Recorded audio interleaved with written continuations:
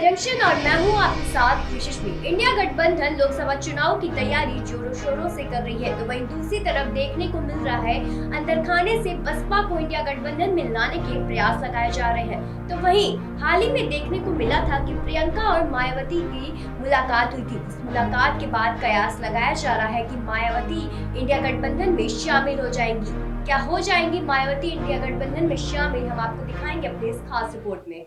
विपक्षी गठबंधन इंडिया में बसपा को लाने के अंदर खाने प्रयास किए जा रहे हैं। सब कुछ इसी तरह से चलता रहा तो 5 राज्यों के चुनाव के बाद इसकी आधिकारिक घोषणा हो सकती है। इसमें कांग्रेस सूत्रधार की भूमिका में है। कवायद के तहत दोनों ओर के प्रथम परिवारों के बीच कई राउंड की बातचीत भी हो चुकी है। लोकसभा चुनाव जीतने के लिए इंडिया गठबंधन कोई कसर नहीं छोड़ना चाहता। बसपा को साथ लाने की कोशिशें उसकी इसी रणनीति का हिस्सा है। यूपी के विधानसभा चुनाव से पहले कांग्रेस और बसपा के शीर्ष नेतृत्व के बीच बातचीत का सिलसिला शुरू हुआ था।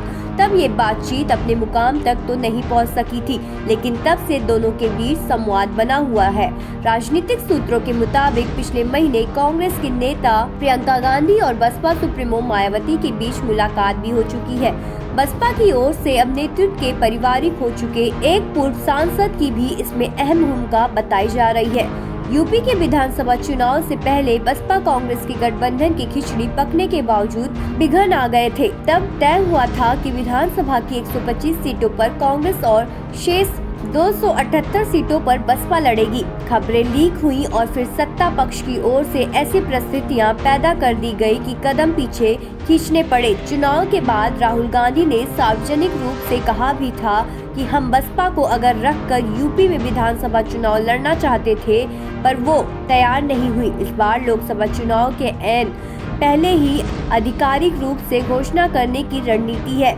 इस सारी कवायद में एक पहलू ये भी है कि क्या इंडिया में बसपा के आने से सपा सहज रहेगी। कांग्रेस नेतृत्व यूपी में बसपा को साथ लाने से ज्यादा रुचि ले रहा है। इसकी वजह है कि बसपा के पास अभी भी अपना ठोस 10 से 12% वोट बैंक है। कांग्रेस के प्रदेश अध्यक्ष अजय राय का बागेश्वर विधानसभा सीट को लेकर सपा के खिलाफ दिया गया बयान भी इसी कवायद से जोड़कर देखा जा रहा है। बताया जा रहा है कि अजय राय ने ये बयान हाईकमान से इशारा मिलने के बाद ही दिया। संभावना जताई जा रही है कि जैसे जैसे बसपा के साथ बात आगे बढ़ती जाएगी, वैसे वैसे इस तरह के और बयान भी आ सकते हैं। गांधी परिवार के नजदीकी नेता के मुताबिक वर्ष 2017 के विधानसभा चुनाव में सपा के साथ कांग्रेस के अनुभव अच्छे नहीं रहे। इस चुनाव में कांग्रेस को ज्यादा सीटें देने की बात सपा अध्यक्ष अखिलेश यादव लगातार कहते रहे, लेकिन 143 सीट देने के वादे के बावजूद कांग्रेस को 105 सीटें दी गई।